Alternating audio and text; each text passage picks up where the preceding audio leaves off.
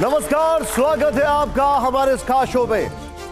जिनके खानदान का हिंदुस्तान में बड़ा नाम है, ईश्वर अल्लाह एक है, बस इतना सा पैगाम है। जिनकी आवाज से करोड़ों आवाजें मिलती हैं, जिनकी संस्था से करोड़ों को मदद मिलती है, जिनमें परवेज मुशर्रफ की आंखों में आंखें डालकर आईना दिखाने की ताकत है, मगर अपने ही बयान अपने लिए ही आफत है, जिनके करम से लाखों नौजवान की तालीम आबाद है, अक्सर बयानों पर बखेड़ा है, विवाद है। आज टीवी 9 भारतवर्ष के इस हाईटेक स्टूडियो में उनसे ईमान की बात होगी, थोड़ी संविधान की, थोड़ी हिंदुस्तान की, थोड़ी मुसलमान की बात होगी। जोरदार तालियों से स्वागत करिए जमीयत उलेमाए हिंद के मुखिया, पूर्व राज्यसभा सांसद, मुस्लिम स्कॉलर महमूद मदनी जी का। जोरदार तालियां, तालियां रुकनी नहीं चाहिए, जोरदार तालियों से स्वागत करिए। हमारे स्टूडियो में मदनी जी आ चुके हैं, ये तालियां रुकनी नहीं चाहिए जब तक वो बैठ ना जाए। स्वागत है आपका, आइए बैठिए। हमारे 5 एडिटर्स यहां पर हैं। मदनी जी, पहले तो आपका बहुत बहुत स्वागत, आपने समय निकाला। अब देखिए, शुरुआत करते हैं हल्का सा हिस्ट्री के बैकग्राउंड में जाके, फिर फ्यूचरिस्टिक। आपके दादाजी का आजादी की लड़ाई में एक बहुत बड़ा योगदान है। देश के बंटवारे के वो खिलाफ थे। आपके पिताजी कांग्रेस के साथ रहे, 3 बार राज्यसभा गए। आप कभी समाजवादी पार्टी के साथ दिखते हैं, कभी आरएलडी के, कभी कांग्रेस के हमदर्द हो जाते हैं, कभी बीजेपी की तारीफ करने लगते हैं। इतना कंफ्यूजन क्यों है? आपने अच्छी जगह से शुरू किया, अच्छी जगह ख़त्म किया, इसका शुक्रिया। मुझे कोई कंफ्यूजन नहीं है। जिसकी जो बात सही लगती है उसको कहता हूँ, और जो गलत लगती है उसको कहता हूँ। आजकल ऐसा हो गया है कि गलत या सही बस हम एक तरफ रहेंगे।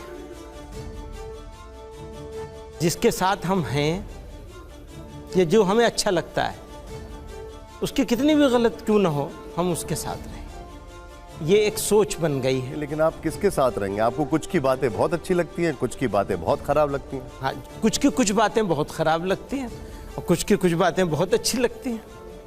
हम ही को नहीं, सभी को है, लेकिन लोगों ने पाले बना लिए हैं। हम तो इसी पाले में रहेंगे जी। अब वो अच्छा करें या गलत करें, तो यहीं से थोड़ा सा डिफरेंस होता है जो आपको इस शक्ल में नज़र आता है। इतनी सी बात है। देखिए, अब मैं आपसे एक और बड़े कंफ्यूजन की बात करूंगा। वो आपको याद होगा, एक आमिर खान की फिल्म आई थी, कंफ्यूजन ही कंफ्यूजन है, सॉल्यूशन का कुछ पता नहीं।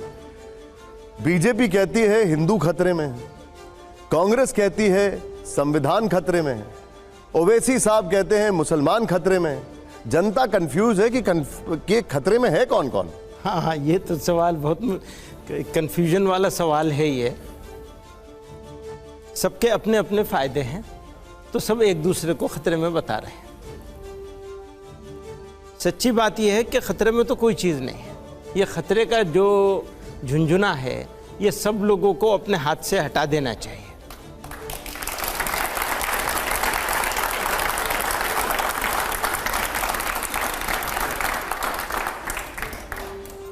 तो इतनी सी बात है। तो क्या कहीं ऐसा तो नहीं कि ये पॉलिटिशियन ही खुद खतरे में इसलिए औरों को खतरा बताते हैं? जिसको खतरा लगता है वो खतरा बताने लगता है, या जो अपना कुछ हासिल करना चाहता है वो खतरा बता के।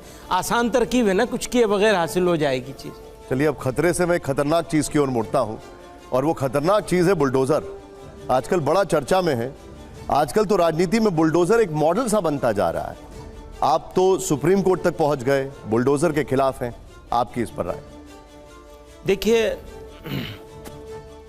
किसी सभ्य समाज में इस तरह के रवैये की, और वो भी स्टेट को, किसी कीमत पर इजाज़त नहीं होनी चाहिए।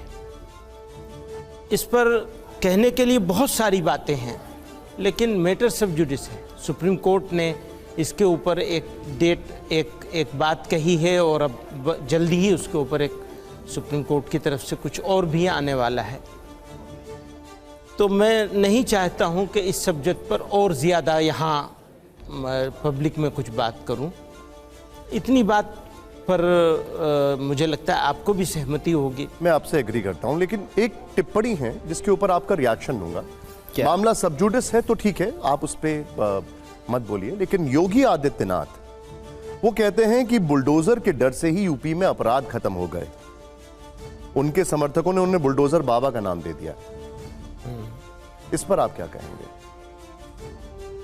क्या कहूंगा मैं इसके ऊपर? आपको लगता है कि वो बुलडोजर जो है वो एक उन्होंने इंसाफ का एक प्रतीक बनाया है?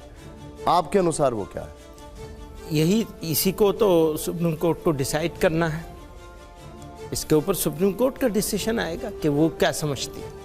तो हमारे कहने से ज़्यादा अच्छा है कि सुप्रीम कोर्ट इसके ऊपर कहे। नहीं, लेकिन आपने कहा था, जहां तक मुझे याद है, कि ये न्याय नहीं दिलाता है, नाइंसाफी करता है। मुझे जी हाँ, ये बात तो इससे तो आप भी सहमत हैं कि ये न्याय नहीं अन्याय है।